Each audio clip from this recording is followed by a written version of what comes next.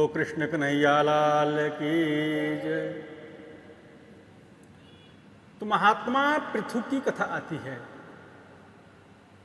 महात्मा पृथु के पुत्र का नाम है अंतर्ध्यान। अंतर्ध्यान के बेटा हुए हविर्ध्यान। हविर्ध्यान के पुत्र हैं प्राचीन वर्ही। भागवत का ये सुंदर प्रसंग है, ध्यान देना। हविर्ध्यान के बेटा जो प्राचीन वर्ही हैं, उन प्राचीन वर्ही के जीवन में बहुत यज्ञ किए, लेकिन शास्त्र कहते हैं इतिहास पुराणानी वेद शास्त्र विधि बीना। हम कोई भी धर्म कार्य करें तो शास्त्र सम्मत करना चाहिए। शास्त्र के विरुद्ध कोई कार्य करना ही नहीं चाहिए।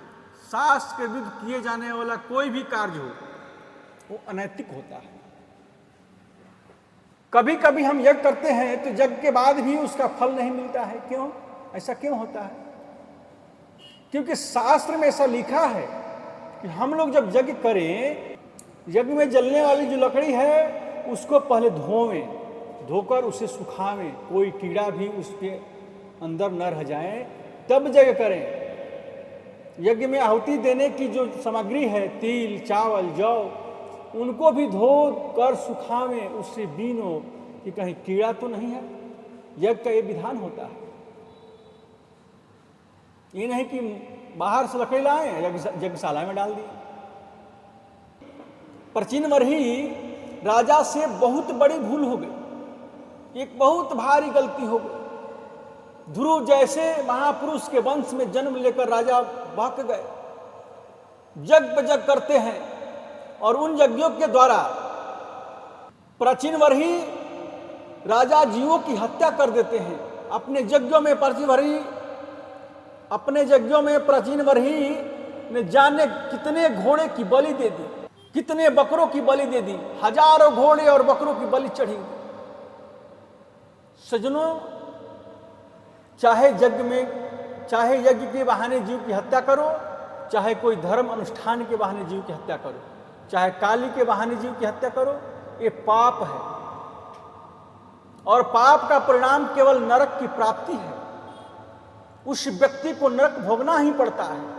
एक बार महर्षि वेद व्यास जी के पास लोगों की भीड़ गई। वेद व्यास जी ने कहा कि अपने बहुत से ग्रंथ लिखे, बहुत से शास्त्र की रचना की, महात्मन हमें ये बतलाइए कि धर्म की परिभाषा क्या है? क्या परिक्रमा देना धर्म है? व्यास जी बोले नहीं। क्या दिन में 5 बार स्नान करना धर्म है? क्या पेड़ पर उल्टा लटक कर तपस्या करना धर्म है?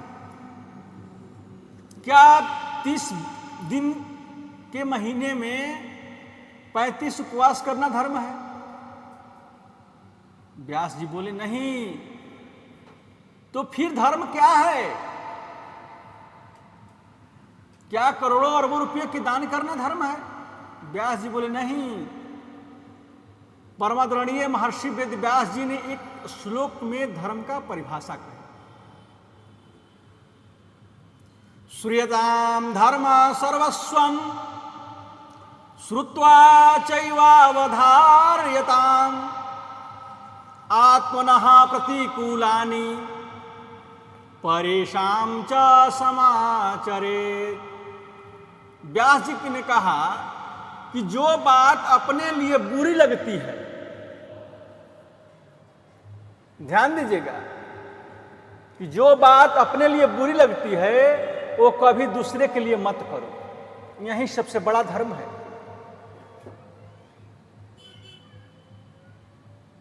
हमें डॉक्टर इंजेक्शन लगाता है तो पीड़ा होती है, तो कई तो मैया रो रो कर, कई तो मैया कहने लग जाती है। विचार करो, जरा सी सुई हमारे चमड़े में छूती है तो मैया करने लगती है। तो अपने शरीर को लाल बनाने के लिए, अपने शरीर को मोटा बनाने के लिए हम यदि किसी जीव की हत्या करेंगे तो उसको तकलीफ नहीं होगी? उसको भी तकलीफ होगी। क्या उसको कष्ट नहीं होगा? क्या उसको क्लेश नहीं होगा? दूसरे का हित करना ही सर्वोत्तम धर्म है। दूसरे की पीड़ा पहुंचाना ही सबसे बड़ा पाप है। तो प्राचीन वर्ही को कौन समझाए? यज्ञ पर यज्ञ किए जाते हैं और अनगिनत घोड़ों की बकरी की बलि दे दी। एकाएक उनके यज्ञ मंडप में देवर्षि नारद जी का आगमन हुआ। जैसे ही नारद जी ने यज्ञ मंडप में प्रवेश किया तो संत नारद की आंखों में आंसू झर झर झर झर बहने लगे, क्योंकि राजा ने जितने जीवों की हत्या की वो सब जीव नारद जी को दिखाई देती है। नारद जी को देखते ही राजा ने चरणों में प्रणाम किया और बोला, बड़ी कृपा की, बड़ी कृपा की, आज संत नारद पधारे मेरे यज्ञ मंडप में, मैं बड़ा भाग्यशाली हूं। नारद जी बोले, मैंने पापी तो जीवन में बहुत देखे हैं, पर तुम्हारे जैसा कभी नहीं देखा। बहुत पापियों को देखा। राजा बोले, क्या कहते हैं आप? मैंने इतने यज्ञ किए, पूरी पृथ्वी को कुशाओं से पाट दिया, यज्ञ द्वारा मैं सम्मानित, यज्ञ द्वारा मैं संपत्ति का समाज सेवा में सदुपयोग कर रहा हूं और आप कह रहे हैं कि मैं पापी हूं। नारद जी बोले, क्या तुम्हें शांति मिली? राजा प्राचीन वर्ही बोले, नहीं। नारद जी बोले, तुम देखना चाहते हो कि तुमने क्या पाप किया है? आकाश में देखो। राजा ने आकाश की ओर दृष्टि डालकर देखा तो हजारों बकरे घोड़े मुंह खोलकर खड़े हैं। नारद जी बोले, इन जितने जीवों की हत्या की है तुमने, एक जीव तुमसे बदला लेंगे और तुम बचकर नहीं जा सकते। राजा ने कहा, हे नारद जी, मैंने अपने मन से तो बहुत कुछ नहीं, वेद में जैसा लिखा है पशुन आलभेत, अर्थात पशुओं का आलभेत यज्ञ में करना चाहिए, उसके आधार पर मैंने बलि दी। नारद जी ने कहा, राजन, आलभेत का अर्थ मारना नहीं होता, बल्कि आलभेत को हम छूना बोलते हैं। बकरा कहते हैं ममता को, घोड़ा कहते हैं अभिमान को। जब यज्ञ जब हम करें तो अपने अभिमान रूपी घोड़े का स्पर्श करें, अभिमान रूपी घोड़े का स्पर्श करके यज्ञ में आहुति दें। आज के बाद व्यर्थ में अभिमान नहीं करेंगे। अपने ममता रूपी बकरे को स्पर्श करके यज्ञ में आहुति दें। किसी घोड़े और बकरे को मारने का विधान नहीं है। नारद जी ने कहा, हमारा वेद पढ़ा, परोक्षवादी है राजन। वेद के मंत्रों को ऊपर से पढ़ने से ऐसा लगेगा मानो वेद में किसी की हिंसा की बात लिखी है, परंतु वेद की गहराई में यदि प्रवेश करें तो अहिंसा ही परमो धर्म। अपनी कभी किसी पंडित जी की शादी पढ़ाते देखा है?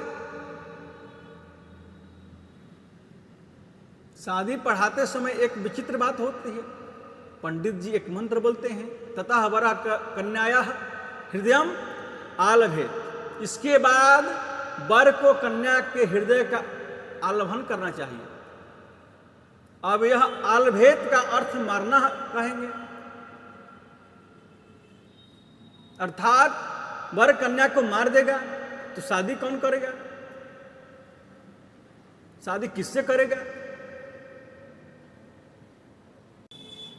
तो आलभेत का अर्थ है छूना। वर जो है कन्या के हृदय का स्पर्श है, करता है। फिर पंडित जी मंत्र आदि बोलते हैं। ऐसा ही परोक्षवादो वेदोयम बालानाम अनुशासनम अहिंसा परमो धर्म।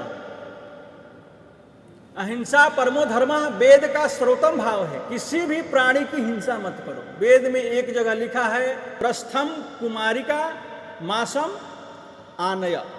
किसी गुरु ने अपने शिष्य से कहा कि एक शेर कुमारी का मांस लेकर आओ, मैं उनसे औषधि को बनाऊंगा। लेकिन कुमारी के मांस का तात्पर्य है कि एक वृक्ष है, उसका नाम ही घी कुमार, जिसको हिंदी में बोलते हैं ग्वार पाठा। ग्वार पाठा के अंदर का जो गुद्दा है उसे संस्कृत में मांस कहा जाता है। हम लोग उसमें एक दवाई बनाते हैं, उसका नाम है कुमारयासव। जिसको इसका अर्थ नहीं मालूम वो यही कहेगा कि कुमारी की मारने की बात लिखा है, लेकिन वेद में कहीं कुछ ऐसा नहीं है। वेद बड़ा परोक्षवादी है, ऊपर से देखने में कुछ लगता है, अंदर अर्थ कुछ और होता है।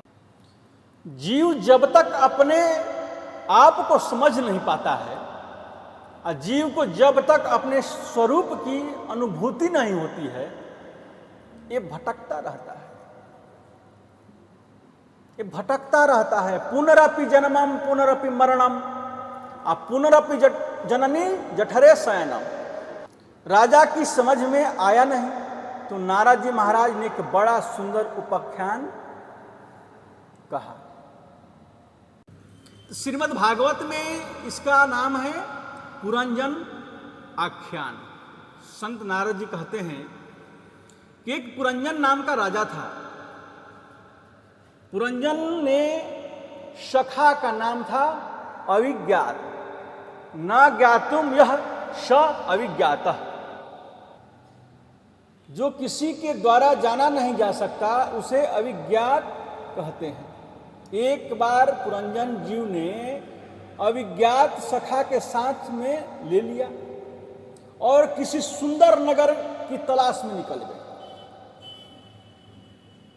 कोई नगर इसे पसंद नहीं आया, तब इसने हिमालय की दक्षिण दिशा में एक 9 दरवाजे वाले नगर को देखा। गीता में लिखा है 9 द्वारे पूरे देही। 9 दरवाजे का नगर ही हमारा शरीर है। शरीर में 9 द्वार होते हैं, 2 कान, 2 आंख, 2 नसा छिद्र, 2 नसा छिद्र, 1 मुख, 1 उपांज्य, इंद्रिय आदि। इस प्रकार शरीर में 9 द्वार है। इस पुरंजन नाम के जीव ने शरीर रूपी नगर में प्रवेश किया। जैसे ही नगर के अंदर गया, एक परम सुंदरी नारी को देखा जो नगर के भीतर बैठी थी। उसने पूछा, देवी आपका परिचय क्या है? नारी बोली, मेरा नाम परिचय है, ये तो मैं भी नहीं जानती, लेकिन मुझे अपने साथ में रखेंगे तो मैं तुम्हारा सहयोग जरूर करूंगी। उसका नाम रख दिया पुरंजनी। और उसी नारी को हम कहते हैं बुद्धि। ये बुद्धि हमारे शरीर की स्वामिनी है, लेकिन अकेली नहीं थी। उस नारी के साथ में 10 सहेली हैं। और 10 सहेली कौन है? 5 ज्ञानेंद्रियां और 5 कर्मेंद्रियां। तो नगर में जब अंदर गया तो डंडा लेकर बैठा था विषुचीन, जिससे हम मन कहते हैं। उस बुद्धि रूपी पुरंजनी से विवाह कर लिया। वो खाती तो खाता, वो रोती तो रोता, वो सोती तो सोता। उसके बस में हो गया पुरंजन नाम का जीव। नगर में वास कर रहा है। रात्रि में नगर में रहने वाले सब लोग सो जाते हैं, पर इस नगर का प्रधान द्वार है, उस पर एक 5 फान का नाग बैठा रहता है और ये कभी सोता नहीं है। इस 5 फन के नाग का नाम है पंच प्राण। प्राण, अपान, उदान, समान, व्यान, पंच प्राण। रात्रि में जब हम सो जाते हैं तो सब इंद्रियां भी सो जाती है, लेकिन ये प्राणी कभी नहीं सोते। और यदि 1 मिनट के लिए भी सो जाएं तो फिर बेटा भी कहेगा, जल्दी नीचे उतारो, दुर्गंध आ रही है, जल्दी से चलो, 1 मिनट भी घर में रखना नहीं चाहिए। तो नगर के सामने एक राजा रहता है। उस राजा का नाम है चंडवेग। चंडवेग कहते हैं काल को। उसने पूरी सेना लेकर नगर पर चढ़ाई कर दी। सेना में 720 गंधर्व और गंधर्वियां हैं। साल भर के जो 360 दिन हैं वो गंधर्व हैं और 360 रात्रियां ही गंधर्वियां हैं। इन सभी को लेकर चंडवेग राजा ने नगर पर चढ़ाई की, लेकिन पंचफण का नाग जो पंच प्राण है अकेला लड़ता रहा, नगर को लुटने नहीं दिया। पंचवेग ने कहा कि बड़ी विचित्र बात है, ये लुटता ही नहीं। तब एक और काम हुआ। चंडवेग की बेटी का नाम है जरा। जरा यानी बुढ़ापा। उसने अपनी बेटी जरा से कहा कि बेटी ये नगर बड़ा मजबूत है, इसे जरा कमजोर बनाओ। जरा जो बुढ़ापे थी वो गई। अब देखो बूढ़ा बनना कोई चाहता थोड़ी है, ये तो जबरदस्ती आती है। बड़े बड़े प्रयास किए जाते हैं कि बूढ़े नहीं हो, लेकिन जबरदस्ती होती है। मौत की 4 घंटी बजती है। कौन कौन सी? तो मौत की पहली घंटी बजती है बाल सफेद हो जाना। यदि बाल सफेद हो जाए तो समझो कि पहली घंटी बज गई। आजकल तो बच्चों को भी बाल पकने लगे हैं, ऐसा खान पान हो। तो मौत कहती है कि बड़ा दुर्गंध तेल लगा था, बड़ी कुल्फे निकाली थी, बड़े केसों को संवारा था, अब तो सफेदी आ गई। माला हाथ लेकर भजन करो, पर जीव नहीं मानता सज्जनों। ऐसा बढ़िया तेल लगाएगा कि जो सफेद भी काले हो जाते हैं। कई लोग मेहंदी लगाते हैं ना, जाने क्या क्या लगाते हैं कि सफेदी ना आ जाए, बड़े बड़े प्रयास करते हैं, पर भजन नहीं करते हैं। तो मौत कहती है कि पहली घंटी बजी, फिर भी माला हाथ में नहीं ली। मृत्यु देवी की दूसरी घंटी बजी। दूसरी घंटी बजने का मतलब है सज्जनों कि आंखों से दिखना कम हो जाना। मौत कहती है कि तुमने बड़ी दुनिया की रंगरेलिया देखी है, बड़े सिनेमा देखे, सुख दुख देखा। सुनो, अब बाहर देखना बंद करो, जरा अंदर देखना शुरू करो।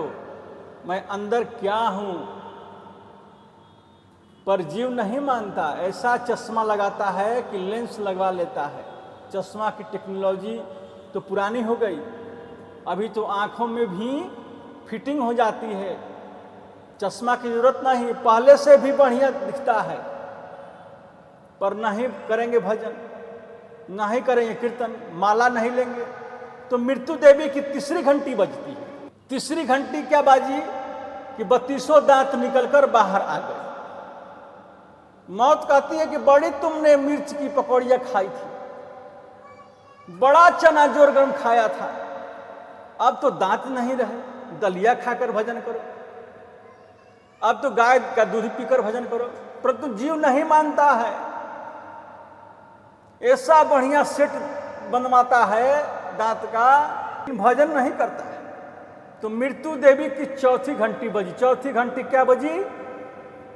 कमर 3 जगह से टेढ़ी हो गई। मौत कहती है बड़े छाती तान कर चलते थे, मैं भोगी हूं, मैं सेठ हूं, मैं पंडित हूं, मैं छाती तान कर दुनिया के सामने चलते थे। भैया अब कमर झुक गई, बुढ़ापा आ गया, अब तो झुकना सीखो। अब तो सभी में राम देखकर प्रणाम करना सीखो, कीर्तन शुरू करो, गोविंद का नाम लो। लेकिन जीव नहीं मानता है। वो चंपरास खाना शुरू कर देता है, केशव प्रास खाना शुरू करता है, केसरी जीवन खाता है, स्वर्ण भस्म खाता है। नहीं बनूंगा बूढ़ा, नहीं करूंगा भजन। 4 घंटी बजने के बाद भी जब माला हाथ में नहीं आई तो सजनों 5वें तो फिर से घंटी बजता है। आया है सो जाएगा, राजा रंक फकीर, कोई सिंहासन चढ़ चला, कोई बंधा जंजीर। नारद जी कहते हैं यही परिस्थिति पुरंजन की बनी। मृत्यु के समय स्त्री को याद करके मर गया, अब मरने के बाद में उसे स्त्री बनना पड़ा। तो पति की मृत्यु के बाद सती होने को तैयार हुआ, तो वहीं अभिज्ञात नाम का सखा आया, आकर उसे समझाते हुए बोला कि भले आदमी, न तुम पुरंजन हो ना ही तुम पुरंजनी हो, तुम तो मेरे सखा हो। ईश्वर अंश जीव अविनाशी, अचेतन अमल सहज सुखराशि, सो माया सब भय हूं गोसाई, अबंध्यो कीट मरकट की नाई। नारद जी कहते हैं कि जिस पुरंजन की बात मैं तुमसे कह रहा हूं, ये कोई पुरंजन नहीं है, प्रचिन्न बरही तुम ही सज्जन हो, परमात्मा को भूलकर संसार में पड़े हो, इसलिए अपने शरीर के लिए तुम इतने बड़े अत्याचार भी कर लेते हो, जीवों की हत्या भी कर लेते हो। प्रत्येक परिस्थिति में परमात्मा को याद करो। परमात्मा ने शरीर जो दिया वो केवल विषयों को भोगने के लिए नहीं दिया है, ये शरीर मिला है गोविंद के चिंतन करने के लिए, गोविंद को याद करने के लिए।